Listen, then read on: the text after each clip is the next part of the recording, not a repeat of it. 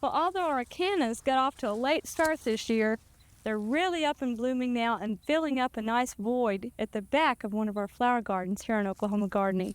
Now with cannas, even though they're a very low maintenance herbaceous perennial, you do need to do a little bit of maintenance on them. Right here are some spent flower stalks. You can see the seed pods starting to form on them. And you want to make sure you take those off of the plants so that you'll have continued bloom all the way up until frost.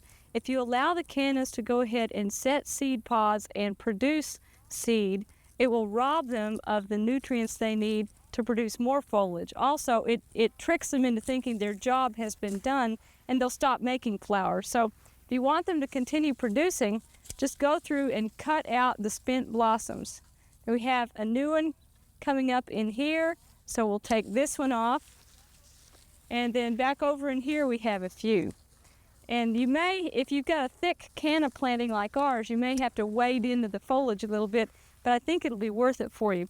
Now you may not realize, but cannas are widely grown on a commercial basis here in Oklahoma. In fact, in central Oklahoma is the world's largest farm that produces strictly canna tubers. And so we're very proud of that here in Oklahoma, and that tells us that they grow very well for us here.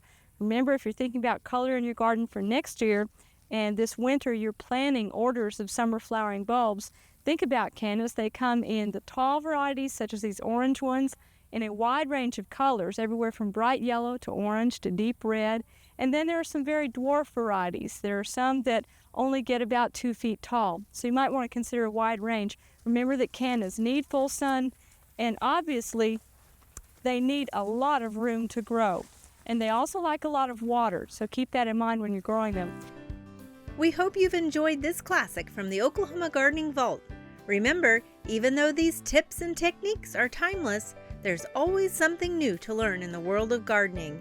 By subscribing to both Oklahoma Gardening and OK Gardening Classics, you'll have access to a wealth of gardening knowledge, both classic and contemporary.